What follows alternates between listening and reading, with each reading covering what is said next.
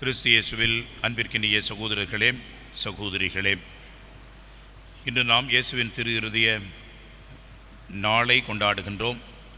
முதல் வெள்ளிக்கிழமை என்பது நம்முடைய பசிலிக்காவினுடைய திரு இருதய ஆண்டவருடைய சிறப்பு என்பதை நாம் அறிவோம். இதோடு சேர்த்து இன்னொரு விழாவையும் நாம் இன்றைக்கு சிறப்பாக கொண்டாடுகின்றோம். நன்றியோடு நினைத்து இறைவனுக்கு நாம் இந்த திருப்பலியை ஒப்புக் கொடுக்கின்றோம். திருத்தூதர் தோமா அவருடைய நாளையும் நாம் சிறப்பிக்கின்றோம். நம்முடைய ஆலய வளாகத்திலே திருத்தூதர்கள் என்று சொல்கின்ற வகையிலே பேதுரு, பவுல் மற்றும் தோமா இவர்களை நாம் வைத்திருக்கின்றோம். இவர்களை முன் வரிசையிலே நம்முடைய நுழைவாயிலேயே வைத்திருக்கின்றோம். இவர்கள்தான் திருச்சபையினுடைய தூண்கள். புனித தோமா நமக்கு நம்பிக்கையையும் விசுவாசத்தையும் ஊட்டி நற்செய்தியை அறிவித்த முதல் மறைபணியாளர், முதல் திருத்தூதர். எனவே இந்த தோமாவினுடைய விழா என்பது இந்திய திருநாட்டுக்கு பெருவிழாவாக, முதல் நிலை விழாவாக மாறுகிறது. திருத்தூதர் தோமா யார்? அன்புக்குரியவர்களே, தோமா திதிமு என்று அவரை சொல்கின்றார்கள். திதிம் என்று சொன்னால் 2 என்று அர்த்தம். இப்பொழுதெல்லாம் நிறைய ஜோசியங்களை பார்க்கின்றோம். எல்லாரும் பார்க்குறாங்க. எதை ஒன்று செய்யணும் அப்படின்னா உடனே அது நாள், கிழமை, ஜோசியம் இதெல்லாம் பார்ப்பார்கள். அந்த காலத்திலே அதை ஏன் பார்த்தார்கள் என்று சொன்னால் அது ஒரு நல்ல ஒரு நேரமாக அமைய வேண்டும் என்பதற்காகத்தான். ஆனால் இன்றைக்கு எதற்கெடுத்தாலும் ஜோசியம்தான். எவ்வளவு பெரிய ஒரு உயர்நிலை பதவியாக இருந்தாலும், போட்டியாக, தேர்தல், தேர்வு எதுவாக இருந்தாலும் அதிலும் ஜோசியம்தான். ஜோசியம்தான் ஜெயிக்குது என்று நம்முடைய அறிவு மங்கி மழுங்கி நம்முடைய இந்த சிறிய மூளை வேலை செய்கிறது. அன்புக்குரியவர்களே, எது எப்படியோ இந்த ஜோசியத்திலே நாம் ஒரு சின்னங்களை பார்க்கின்றோம். நட்சத்திரங்கள் என்றெல்லாம் சொல்கிறார்கள். அதிலே மிதுனம் என்பது ஒன்று இருக்கிறது. அந்த மிதுனம் என்பது இரட்டை மனம் கொண்டவர்கள், இரட்டை குணம் படைத்தவர்கள். ஒன்று சொல்வார்கள், மாறுவார்கள், செய்வார்கள் என்றெல்லாம் கணித்து சொல்வதாக இருக்கிறது. அன்புக்குரியவர்களே, திதிம் ஏறக்குறைய அப்படிப்பட்ட ஒரு ஆளாகத்தான் இருக்கிறார் என்று சொல்லுகிறார். இரட்டை மனம் கொண்டவராக அவர் இருப்பார் என்று சொல்லி, உண்மையிலேயே அவருடைய வாழ்க்கையில் இந்த இரட்டை மனம் என்பது எங்கேயும் பார்க்க முடியவில்லை. இந்த இடத்தில் ஒருவேளை அவர்கள் சொல்லலாம். ஆனால் இந்த இடத்திலே அப்படிப்பட்ட ஒரு இரட்டை நிலை என்பது நிச்சயமாக கிடையாது. புனித தோமா எவ்வளவு பெரிய ஒரு நம்பிக்கையாளர், எவ்வளவு பெரிய ஒரு நற்செய்தியாளர், திருத்தூதர் என்பதை மிக அருமையாக இன்றைய நற்செய்தி நமக்கு வெளிச்சம் போட்டு விவரித்து விளக்கம் சொல்கிறது. இந்த தோமா 12 சீடர்களுக்கு ஆண்டவர் இயேசு காட்சி கொடுத்த அந்த வேளையிலே இவர் இல்லை.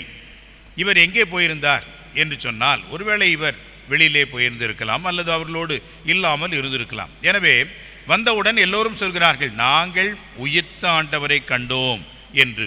ஆண்டவரை கண்டோம் என்று சொன்னதும் இவருக்கு அதிர்ச்சியாகிவிட்டது. இவர் எப்படி அதை நம்புவார்? எல்லோரும் சேர்ந்து சொல்கிறார்கள். அப்போ எல்லாரும் போய் சொல்கிறாங்களா அப்படின்ற ஒரு கேள்வி நமக்கு வரலாம். அப்படி அல்ல. நான் பார்க்க வேண்டும். நான் அதை பார்த்தால்தான், அந்த இயேசுவினுடைய திரு காயங்களில் என்னுடைய விரலை வைத்து நாம் பார்த்தால்தான் நம்புவேன் என்று சொல்கிறார். அன்புக்குரியவர்களே, உடனடியாக என்ன சொல்கிறார்கள்? இவர் நம்பிக்கை இல்லாத ஒரு மனிதராக இருக்கிறார், டவுட்டிங் தாமஸ் என்று சொல்கிறார்கள். உண்மையில் அவர் டவுட்டிங் தாமஸ் அல்ல, மாறாக ஒரு உண்மையை தெரிந்து கொள்கின்ற அடிப்படையான ஒரு அனுபவம் பெறுகின்ற அறிவை தேடுகின்றார், வேறு ஒன்றும் இல்லை.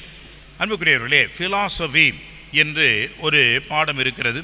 அந்த பாடத்தை ஒவ்வொரு குருவானவரும் தங்களுடைய குருத்துவ பயிற்சியிலே முன்பெல்லாம் 3 ஆண்டுகள், இப்பொழுது அதை சுருக்கி 2 ஆண்டுகளிலே அவர்கள் முடித்து விடுகின்றார்கள். எனவே இந்த 2 ஆண்டுகள் ஃபிலாசபி என்ற ஒரு தத்துவ இயல் என்ற ஒரு படிப்பை மேற்கொள்கின்றோம்.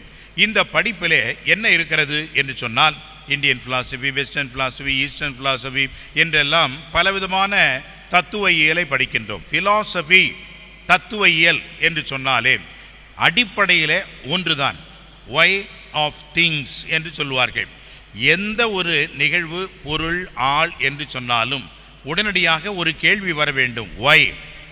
இந்த ஏன் என்ற ஒரு கேள்விக்கு விடை கண்டுபிடிப்பது என்பதுதான் தத்துவ இயலினுடைய ஒரே நோக்கம்.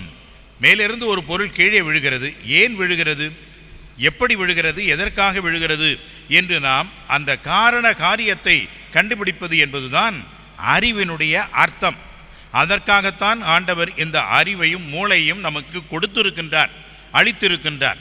இதைத்தான் நாம் என்ன செய்கின்றோம், ரீசனிங் என்று சொல்கின்றோம், பகுத்தறிவு என்று சொல்கிறோம். ஏனென்றால் எல்லாம் சொல்வதும் எல்லாம் கேட்பதும் உண்மையாக நாம் எடுத்துக்கொள்ளக்கூடாது.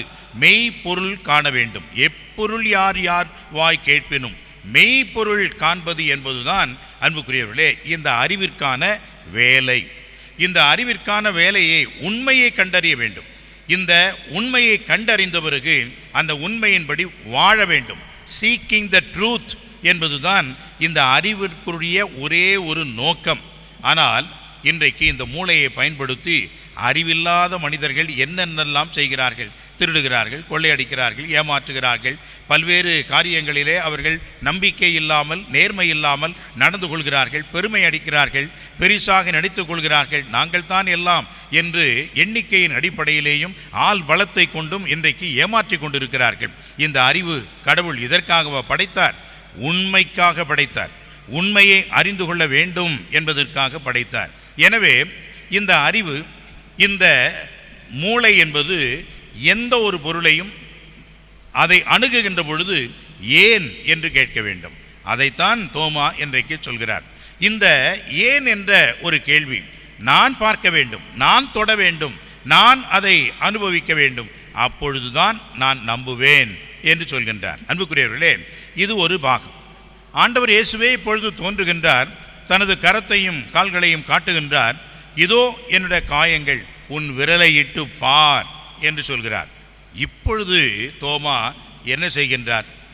அவர் உண்மையாகவே நம்பிக்கை இல்லாத ஒரு மனிதனாக இருந்தால் அவர் என்ன செய்திருக்க வேண்டும்? அவருடைய விரலை அந்த காயங்களிலே இட்டிருக்க வேண்டும். ஆனால் அவர் அது செய்யவில்லையே. அன்புக்குரியவர்களே, அறிவியல் பூர்வமாக நம்முடைய இந்த குறுகிய அறிவை கொண்டு, நம்முடைய ஐம்புலன்களை கொண்டு ஆண்டவரை, கடவுளை நாம் ஒரு காலமும் அறிய முடியாது, கண்டுகொள்ள முடியாது. காரணம், புலன்களுக்கெல்லாம் அப்பாற்பட்ட வகையிலே கடவுள் இருக்கின்றார், கடந்து உள்ளிருக்கின்றார். எனவே தான் அன்புக்குரியவர்களே, அனைத்தையும் கடந்தவராக இருப்பவர் பேர்தான் கடவுள் என்று நாம் சொல்கின்றோம். இத்தகைய ஒரு உண்மையை தான் ஆண்டவர் அந்த தோமாவுக்கு உணர்த்த, தோமாவும் இதை உணர்ந்தவராக, கடவுளை கண்டவராக, தொட்டதனால் பார்த்ததினால் அல்ல, மாறாக அவர் உண்மையாகவே ஆண்டவரை ஏற்றுக்கொண்டதனால், என் ஆண்டவரே, என் தேவனே என்று அந்த விசுவாச அறிக்கையை அங்கே வெளியிடுகிறார். அன்புக்குரியவர்களே, ஆண்டவர் சொல்கிறார், கண்டு விசுவசிப்பதை விட காணாமல் விசுவசிப்பவர்கள் பேறு பெற்றவர்கள் என்று சொன்னால், இந்த தோமாவை பற்றித்தான் அவர் சொல்கின்றார். ஏனென்றால் அவர் கண்டு விசுவசிக்கின்றார் என்று நினைக்கின்றோம்.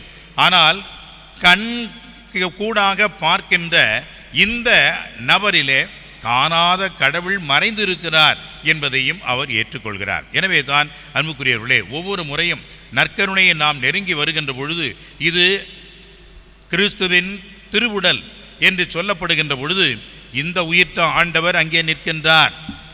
நாம் என்ன நினைக்கலாம்? இந்த அப்பத்தை பெற்று இந்த அப்பத்திலே எப்படி இருக்கிறார் என்று நாம் நினைக்கலாம்.